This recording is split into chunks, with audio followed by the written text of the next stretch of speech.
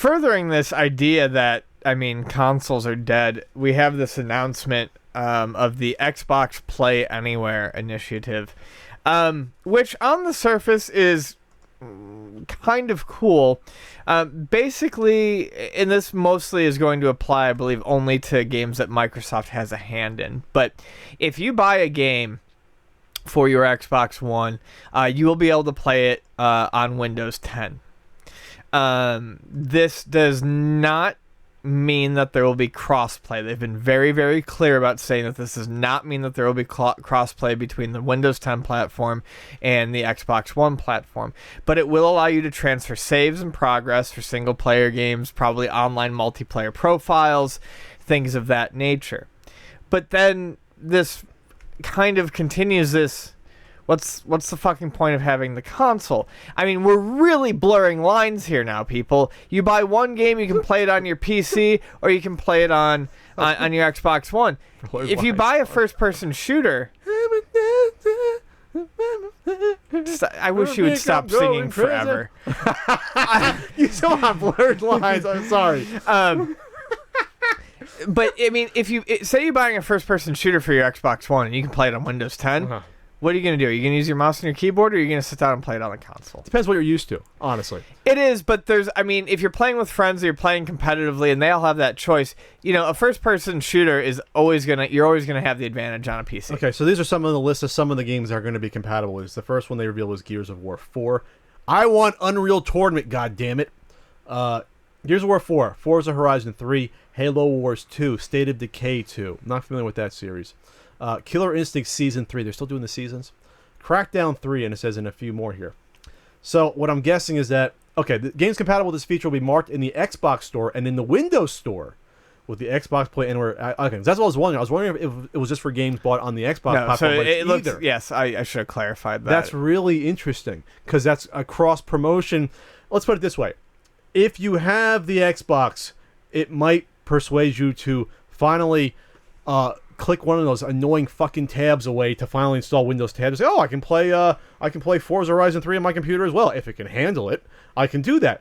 I highly doubt many people buying the PC version are then going to go buy an Xbox One to play it on a console. Sure. And the weird thing is Sony did this with the Vita and the PS4 and to a degree the PS3. It was called cross-buy. And I loved it. But the huge difference here is... the Vita's a portable, so I could take that game anywhere I wanted to, and the PS3 and the PS4 were sit-down consoles. Generally, you're sitting down and playing a computer game, or you're sitting down and playing a console game, and if you've got a gaming desktop, they're both in the same house. So, I mean, this is a neat-sounding feature, and I'm not trying to shit on anything Microsoft is doing to make things more convenient for consumers, but once again... I'm not exactly sure how many people this is going to benefit, and it continues to, I don't know, it continues to make it sound like Microsoft is saying the Xbox One is not going to matter in short time. Or at least long term. Right. 10 years down the line, after these moves, you think they're going to do it or bother? No. What's the point? Because they're already cannibalizing sales and don't care about it. Right. Not to a large degree, but potentially, if you wanted to play the games on both consoles, you wouldn't, though. I mean, who actually has done that in their life? Probably 1% of people said, I like the game on my console, I'm going to buy it on the PC. It's probably very, very rare. Especially since in the past, usually in the past, the PC version will come out afterwards, but now these are going to be simultaneous. Yeah, this is it. I mean, that's all I can say about it. They're basically saying our exclusives are not exclusive anymore to consoles. Right.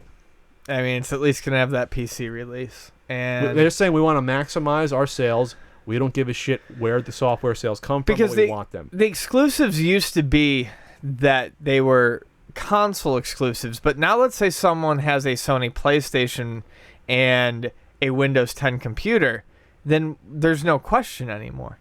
Why would you even think about buying the Xbox console? Yeah. Unless you're a brand loyalist, if you have a Nintendo... a Sony console and a PC, you've got everything. And as time goes on, I don't think Microsoft is the only company guilty of this. I think we're going to see a lot of this with Sony too. I think we're going to see a lot of these console developers end up making PC ports of tons of these games, and eventually it's just not going to matter. Yeah. Well, plus look at it this way. I always looked at it for Sony and Microsoft. They don't make a huge amount of profit on their consoles.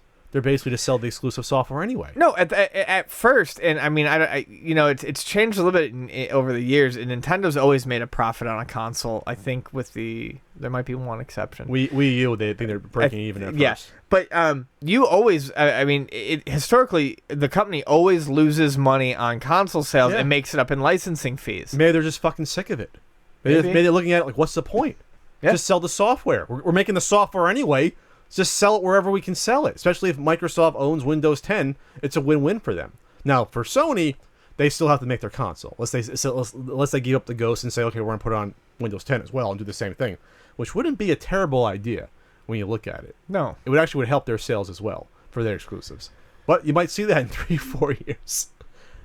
But yeah, I'll say it right now. I haven't been wrong so far in these predictions. I don't think you're going to see a traditional Xbox console 10 years from now. I think this is it. I think the Scorpio might be the swan song for that.